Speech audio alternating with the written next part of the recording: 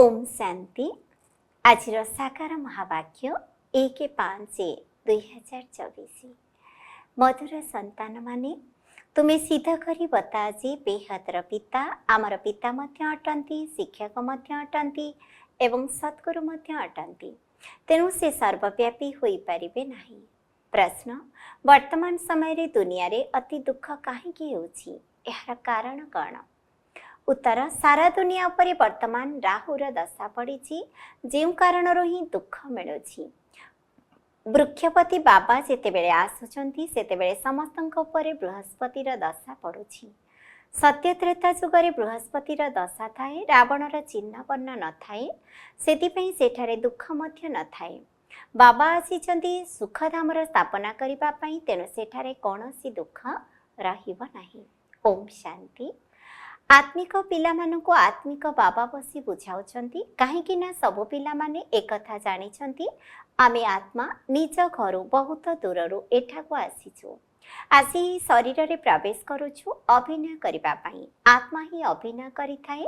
एठारे पिला माने निजको आत्मा भाबी शिव बाबांकर स्मृति रे बसिछंती, काहेकि ना बाबा बुझाइछंती जोग बळ द्वारा ही तुमर जन्म जन्मांतरर पाप भस्म हेबो। एहाकु जोग बोली मध्य कहिबा उचित नुहे। सन्यासी माने ही जोग शिखाई थांती। छात्रंकर शिक्षक सहित एवं पिला मानंकर बाप सहित जोग रही थाए। एहा हेला आत्मा मानंकर परमात्मा अर्थात पितांकर बापांक सहित मेला। एहा एक कल्याणकारी मिलन। बाकी तो सब अकल्याणकारी, काहेकि ना एहा पतित दुनिया। तुम्हें जेतेबेले प्रदर्शनी बा म्यूजियम रे बुझाउछ, सेतेबेले आत्मा एवं परमात्मांकर परिचय देबा ठीक हेबो। आत्मा माने सब संतान अटंती एवं ये परम पिता परमात्मा जे कि परम धाम रे रही थांती। कौनसी भी संतान निजर लौकिक पिता को परम पिता बोली कहि परिबे नाही। हे परम पिता परमात्मा कहीं दुख रे ही मने पकाई थांती। परमात्मा परम धाम रे ही रही थांती। तेबे तुम्हें जेतेबेले आत्मा एवं परमात्मांकर ज्ञान बुझाउछ, सेतेबेले केवल एही कथा बुझाओ नाही कि आमर दुई जण पिता अछंती। से पिता एवं शिक्षक मध्य अटंती। एकथा मध्य निश्चित भावरे बुझाइबाकु हेबो, आमे समस्ते भाई भाई अटु एवं परमात्मा सब आत्मा मानंकर पिता अटंती। भक्ति मार्ग रे समस्ते ईश्वर पिता को मने पकाई थांती, काहेकि ना भगवान ठारू भक्तिर फल मिली थाए अथवा पितांका ठारू पिला माने संपत्ति नहीं थांती। भगवान पिला मानकु भक्तिर फल देई थांती। कण दियंती? विश्वर मालिक करूछंती। परंतु तुमको से केवल पिता अटंती बोली प्रमाणित करिबार नाही। से पिता सहित शिक्षा देला वाला शिक्षक सद्गुरु मध्य अटंती। एही भली बुझाओ, तेबे सर्वव्यापीर विचार समाप्त होइजिब। तेणु बुझाइबा समय एही सब कथा को जोड़ी करी कह। एही बाबा ज्ञान सागर जी की आसी राजयोगर शिक्षा देउछंती, सेमानंकु कह से शिक्षादाता शिक्षक अटंती। तेबे सर्वव्यापी किपरि होई परिबे? शिक्षक एवं विद्यार्थी निश्चित भावरे अलग अलग अटंती। जेपरि पिता एवं पुत्र अलगा, आत्मा माने पिता परमात्मा को मने पकाइछंती एवं तांकर महिमा मध्य करूछंती। बाबा ही मनुष्य सृष्टिर बीज रूप अटंती। बाबा आसी हमको मनुष्य सृष्टिर आदि मध्य अंतर ज्ञान सुनाउछंती। बाबा वर्तमान स्वर्गर स्थापना करूछंती। आमे समस्ते स्वर्गवासी होउछु। ता सहित एकथा मध्य बुझाउछंती जे आमर दुई जण पिता अछंती। लौकिक पिता पालना करिथांती, पुणी शिक्षकंक पाखको पाठ पढ़िबा पई जीवाको पड़िथाए। पुणी 60 वर्ष परे बानप्रस्थ अवस्था गुरु करिबाको पड़िथाए। तेणु सेठारे पिता शिक्षक गुरु अलग अलग होइथांती। एही बेहदर पिता द सब आत्मा मानकर पिता ज्ञानर सागर अटंती। मनुष्य सृष्टिर बीजरूप सच्चित आनंद स्वरूप अटंती। बाबा सुख एवं शांतिर सागर अटंती। शिव बाबांकर ही महिमा कर, काहेकि ना दुनिया रे मतभेद बहुत अछि ना। जदि सी सर्वव्यापी, तेबे शिक्षक होई पाठ पढ़ाइबे किपरि? पुणी बाबा सद्गुरु मध्य अटंती। समस्तंकर गाइड होई नहीं जाउछंती। बाबा हमको शिक्षा देउछंती, अर्थात जोग करिबा सिखाउछंती। भारतर प्राचीन राजयोगर गायन मध्य रहिछि। पुरुणारु पुरुणा हेला संगम जुग। ନୂଆ ଏବଂ ପୁରୁଣା ଦୁନିଆର ମଧ୍ୟବର୍ତ୍ତୀ ସମୟ ତୁମେମାନେ ଜାଣିଛ। ଆଜିଠାରୁ 5000 ବର୍ଷ ପୂର୍ବରୁ ବାବା ଆସି ଆମକୁ ନିଜର କରି ଆମର ଶିକ୍ଷକ ସଦ୍ଗୁରୁ ମଧ୍ୟ ହୋଇଥିଲେ। ସେ କେବଳ ଆମର ବାବା ନୁହନ୍ତି, ସେ ତ ଜ୍ଞାନର ସାଗର ଅର୍ଥାତ୍ ଶିକ୍ଷକ ହୋଇ ଆମକୁ ଶିକ୍ଷା ମଧ୍ୟ ଦେଉଛନ୍ତି। ବାବା ଆମକୁ ସୃଷ୍ଟିର ଆଦି ମଧ୍ୟ ଅନ୍ତର ରହସ୍ୟକୁ ବୁଝାଉଛନ୍ତି, କାହିଁକି ନା ସେ ବୀଜରୂପ ବୃକ୍ଷପତି ଅଟନ୍ତି।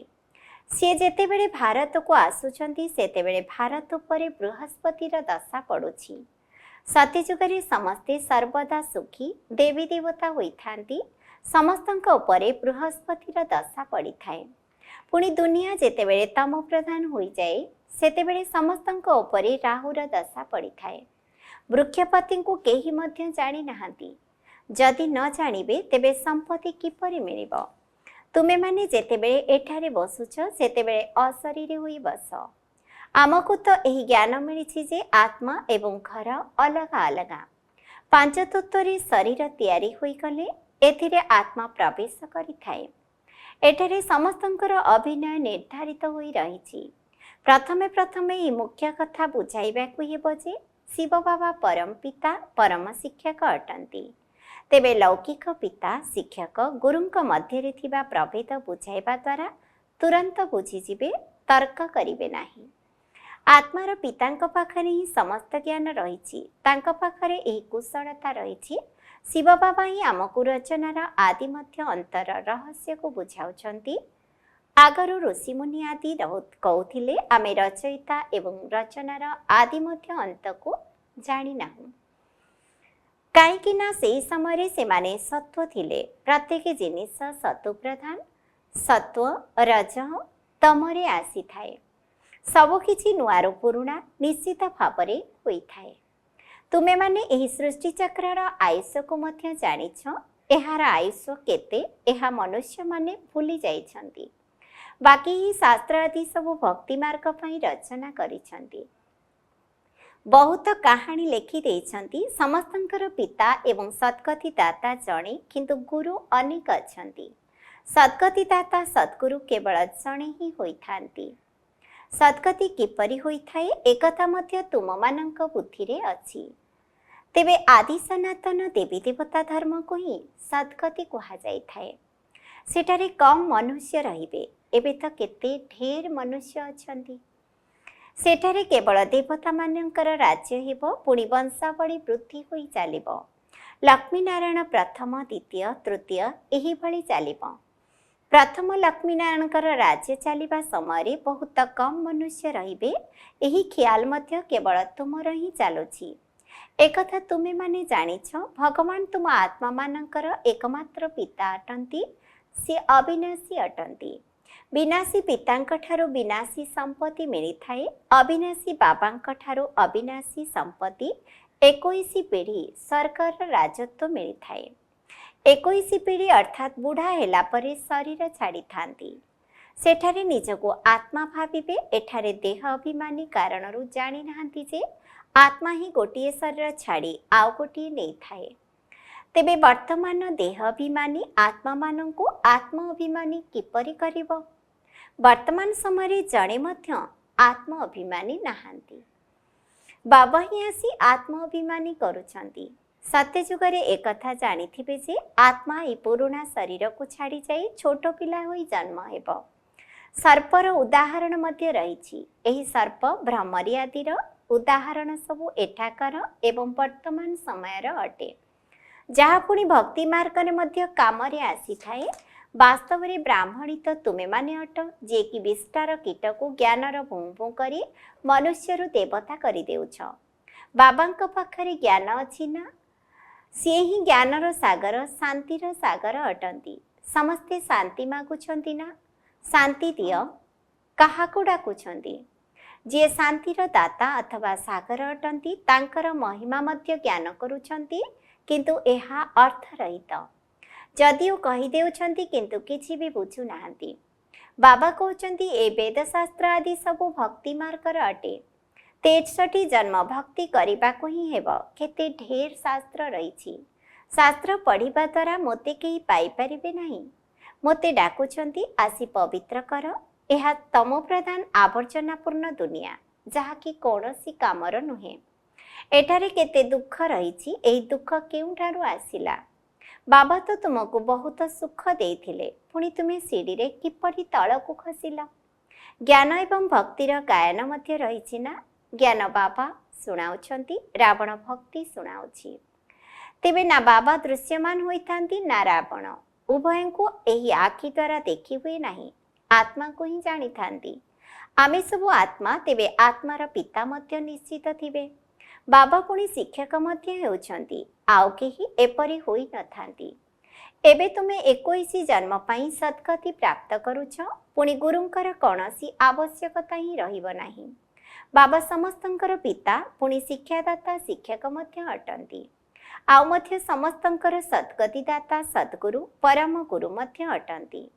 ତେବେ ତିନି ଜଣଙ୍କୁ ତ ସର୍ବବ୍ୟାପୀ କୁହାଯାଇପାରିବ ନାହିଁ। ସେ ତ ସୃଷ୍ଟିର ଆଦି ମଧ୍ୟ ଅନ୍ତର ରହସ୍ୟ ବତାଉଛନ୍ତି। ମନୁଷ୍ୟମାନେ ମନେ ମଧ୍ୟ ପକାଉଛନ୍ତି, ହେ ପତିତ ପାବନ ଆସ, ସମସ୍ତଙ୍କର ସଦ୍ଗତିଦାତା ଆସ, ସମସ୍ତଙ୍କର ଦୁଃଖକୁ ହରଣ କରିନିଅ, ସୁଖ ଦିଅ। ହେ ଈଶ୍ୱର ପିତା, ହେ ମୁକ୍ତିଦାତା, ପୁଣି ସାଥିରେ ନେଇଯିବା ପାଇଁ ଆମର ପଥ ପ୍ରଦର୍ଶକ ମଧ୍ୟ ହୁଅ। ଏହି ରାବଣ ରାଜ୍ୟରୁ ଆମକୁ ଉଦ୍ଧାର କର। ରାବଣ ରାଜ୍ୟ କୌଣସି ଲଙ୍କାରେ ନାହିଁ। ସାରା ଧରିତ୍ରୀ ଉପରେ ବର୍ତ୍ତମାନ ରାବଣ ରାଜ୍ୟ ଚାଲିଛି। ରାମରାଜ୍ୟ କେବଳ ସତ୍ୟ ଯୁଗରେ ହିଁ ହୋଇଥାଏ। ଭକ୍ତି ମାର୍ଗରେ ମନୁଷ୍ୟ କେତେ ଦ୍ୱନ୍ଦ୍ୱରେ ପଡ଼ୁଛନ୍ତି। ଏବେ ତୁମକୁ ଶ୍ରେଷ୍ଠ ହେବା ପାଇଁ ଶ୍ରୀମତ ମିଳୁଛି। ସତ୍ୟ ଯୁଗରେ ଭାରତ ଶ୍ରେଷ୍ଠାଚାରୀ ପୂଜ୍ୟ ଥିଲା, ତେଣୁ ବର୍ତ୍ତମାନ ପର୍ଯ୍ୟନ୍ତ ମଧ୍ୟ ତାଙ୍କୁ ପୂଜା କରି ଆସୁଛନ୍ତି। ଭାରତ ଉପରେ ବୃହସ୍ପତିର ଦଶା ପଡ଼ିଥିବା ସମୟରେ ସତ୍ୟଯୁଗ ଥିଲା। ଏବେ ରାହୁର ଦଶା ପଡ଼ିଥିବାରୁ ଦେଖ ଭାରତର ଅବସ୍ଥା କ'ଣ ହୋଇଗଲାଣି। ସମସ୍ତେ ନାସ୍ତିକ ହୋଇଯାଉଛନ୍ତି। ବାବା ଆସି ଆସ୍ତିକ କରୁଛନ୍ତି, ରାବଣ ପୁଣି ନାସ୍ତିକ କରିଦେଉଛି। କହୁଛନ୍ତି ମଧ୍ୟ ଆମର ରାମରାଜ୍ୟ ଦରକାର। ତେବେ ସମସ୍ତେ ରାବଣ ରାଜ୍ୟରେ ଅଛନ୍ତି, ତେଣୁ ନର୍କବାସୀ ମଧ୍ୟ ଅଟନ୍ତି ନା? ରାବଣ ରାଜ୍ୟକୁ ନର୍କ କୁହାଯାଉଛି। ସ୍ୱର୍ଗ ଏବଂ ନର୍କ ଅଧା ଅଧା ଚାଲୁଛି। ଏକଥା ମଧ୍ୟ ତୁମେମାନେ ହିଁ ଜାଣିଛ, ରାମରାଜ୍ୟ ଏବଂ ରାବଣ ରାଜ୍ୟ କାହାକୁ କୁହାଯାଉଛି।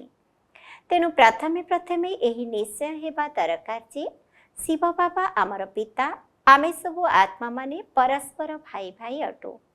ବାବାଙ୍କ ଠାରୁ ସମସ୍ତଙ୍କୁ ସମ୍ପତ୍ତି ମିଳିବାର ହକ୍ ରହିଛି ଏବଂ ମିଳିଥିଲା ମଧ୍ୟ। ବାବା ଆମକୁ ରାଜଯୋଗ ଶିଖାଇ ସୁଖଧାମର ମାଲିକ କରିଥିଲେ।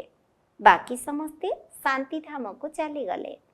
ଏକଥା ମଧ୍ୟ ପିଲାମାନେ ଜାଣିଛନ୍ତି, ବୃକ୍ଷପତି ହେଉଛନ୍ତି ଚୈତନ୍ୟ ସତ୍ ଚିତ୍ ଆନନ୍ଦ ସ୍ୱରୂପ। ଆତ୍ମା ସତ୍ୟ ଏବଂ ଚୈତନ୍ୟ ମଧ୍ୟ ଅଟେ। ବାବା ମଧ୍ୟ ସତ୍ ଚୈତନ୍ୟ ବୃକ୍ଷପତି ଅଟନ୍ତି। ଏହା ଏକ ଓଲଟା ବୃକ୍ଷ ନା? ଏହାର ବୀଜ ଉପରେ ରହିଛି। ବାବା ହିଁ ଆସି ଆମକୁ ବୁଝାଉଛନ୍ତି, ଯେତେବେଳେ ତୁମେ ତମ ପ୍ରଧାନ ହୋଇଯାଉଛ, ସେତେବେଳେ ମୁଁ ତୁମକୁ ସତ ପ୍ରଦାନ କରିବା ପାଇଁ ଆସୁଛି। ବର୍ତ୍ତମାନ ଇତିହାସ ଭୂଗୋଳର ପୁନରାବୃତ୍ତି ହେଉଛି। ଏବେ ତୁମକୁ କହୁଛନ୍ତି ହିଷ୍ଟ୍ରି ଜୋଗ୍ରାଫି, ଇଂରାଜୀ ଅକ୍ଷର କୁହ ନାହିଁ। ହିନ୍ଦୀରେ ଇତିହାସ ଭୂଗୋଳ ବୋଲି କୁହନ୍ତି। ଇଂରାଜୀ ତ ସମସ୍ତେ ପଢ଼ୁଛନ୍ତି। ଭାବୁଛନ୍ତି ଭଗବାନ ସଂସ୍କୃତରେ ଗୀତା ଶୁଣାଇଥିଲେ। ଶ୍ରୀକୃଷ୍ଣ ସତ୍ୟଯୁଗରେ ରାଜକୁମାର ଥିଲେ, ସେଠାରେ ଏହି ଭାଷା ଥିଲା। ଏଭଳି ତ ଲେଖାଯାଇପାରିବ ନାହିଁ। ତେବେ ଭାଷା ନିଶ୍ଚିତ ଭାବରେ ଥିଲା। ଯିଏ ଯିଏ ରାଜା ହୋଇଥାନ୍ତି ତାଙ୍କର ନିଜସ୍ୱ ଭାଷା ରହିଥାଏ। ତେଣୁ ସତ୍ୟଯୁଗୀ ରାଜାମାନଙ୍କର ନିଜସ୍ୱ ଭାଷା ହେବ। ସେଠାରେ ସଂସ୍କୃତ ରହିବ ନାହିଁ। ସତ୍ୟଯୁଗର ନୀତି ପ୍ରଥା ହିଁ ଅଲଗା। କଳିଯୁଗୀ ମନୁଷ୍ୟମାନଙ୍କର ନୀତି ପ୍ରଥା ହିଁ ଅଲଗା। ତୁମେ ସମସ୍ତେ ମୀରା ଅଟ, ଯେଉଁମାନେ କି କଳିଯୁଗୀ ଲୋକଲାଜ କୁଳ ମର୍ଯ୍ୟାଦାକୁ ପସନ୍ଦ କରୁନାହଁ। ତୁମେ କଳିଯୁଗୀ ଲୋକଲାଜକୁ ତ୍ୟାଗ କରୁଥିବାରୁ କେତେ ଝଗଡ଼ା ହେଉଛି। ତୁମକୁ ବାବା ଶ୍ରୀମତ ଦେଉଛନ୍ତି, କାମ ମହାଶତ୍ରୁ ଅଟେ, ଏହା ଉପରେ ବିଜୟ ପ୍ରାପ୍ତ କର। ଯେଉଁମାନେ ହେଉଛନ୍ତି ସେମାନଙ୍କର ଚିତ୍ର ମଧ୍ୟ ସମ୍ମୁଖରେ ଅଛି। ତୁମକୁ ଅବିନାଶୀ ବାବାଙ୍କ ଠାରୁ ରାୟ ମିଳୁଛି ଯେ ବିଶ୍ୱରେ ଶାନ୍ତି କିପରି ସ୍ଥାପନ ହେବ। ଶାନ୍ତି ଦିଅ କହିଲେ ବାବା ହିଁ ମନେ ପଡ଼ୁଛନ୍ତି। ବାବା ହିଁ ଆସି କଳ୍ପ କଳ୍ପ ବିଶ୍ୱରେ ଶାନ୍ତି ସ୍ଥାପନ କରୁଛନ୍ତି। ତେବେ କଳ୍ପର ଆୟୁଷ ଲମ୍ବା କରିଦେଇଥିବାରୁ ମନୁଷ୍ୟ କୁମ୍ଭକର୍ଣ୍ଣର ନିଦ୍ରାରେ ଯେପରି ଶୋଇ ଯାଇଛନ୍ତି। प्रथमे प्रथमे मनुष्य मानकर एही निश्चय पक्का करा जे सी आमर पिता शिक्षक मध्य अटंती। तेबे शिक्षक को सर्वव्यापी बोली किपरि कहाजिवो? तुमे माने जानिछ बाबा किपरि आसी आमको पाठ पढ़ाउछंती। तुमे तांकर जीवन कहानी को जानिछ। बाबा नरक को स्वर्ग करिबा पई आसीछंती। बाबा शिक्षक मध्य अटंती, पुणी साथी रे मध्य नै जिवे। आत्मा माने तो अविनाशी अटंती। निजर अभिनय संपूर्ण करी घर को जाइथांती। तेणु घर को नेलावाला गाइड मध्य दरकार ना। बाबा दुखर उद्धार करी पुणी गाइड होई समस्तंको नै जाउछंती। अच्छा, मीठा मीठा शिखिलधे संतान मानक प्रति माता पिता बाप दादांकर मधुर स्नेह भरा स्मृति एवं सुप्रभात। आत्मिक पितांकर आत्मिक संतान मानंकु नमस्ते। आम आत्मिक संतान मानंकर मध्य आत्मिक पितांकु नमस्ते नमस्ते नमस्ते। धारणा पाई मुख्य सारांश 1 नंबर, कलिजुगी लोकलाज कूल मर्यादा को छाड़ी ईश्वर कूलर मर्यादा को धारण करने को हेबो। अशरीरी बाबा जहाँ शुणाउछंती ताको अशरीरी होई सुनिबार अभ्यास को पक्का करने को हेबो। 2 नंबर, बेहदर बाबा एकाधार पिता शिक्षक सद्गुरु अटंती। एही रहस्य को सब आत्मा मानन को बुझाइबा को हेबो। एही कथा को प्रमाणित करने को हेबो जे बेहदर बाबा सर्वव्यापी नुहंती। वरदान, देह अभिमान युक्त चपलतारु मुक्त हुई आत्मिक स्वाभिमान रे रहउथिबा वृत्ति बुद्धि हुआ। केतेक पिला देह अभिमान युक्त स्वभाव संस्कार चपलता बहुत करिथांती। जेउठारे मोर स्वभाव मोर संस्कार शब्द आसी थाए सेहिठारे एही बड़ी चपलता अर्थात चगलामी आरंभ होई थाए। एही मोर शब्द ही समस्तको चक्रव्यूह भितर को नहीं जाई थाए। किंतु जहाँ बाबांक ठारू भिन्न अटे ताहा केबे भी मोर होई पारिबो नाही। कारण मोर स्वभाव बाबांकर स्वभाव ठारू भिन्न होई पारिबो नाही। सेथिपई एही भଳି देह अभिमान युक्त अल्पकालर विनाशी चपलतारू मुक्त हुई आत्मिक स्वाभिमान रे अर्थात सम्मान रे रुह प्रीति बुद्धि हुई बाबांको भल पाइबार चपलता पछके कर।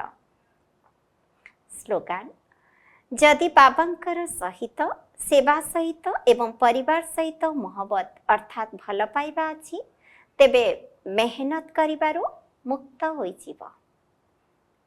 ओम शांति।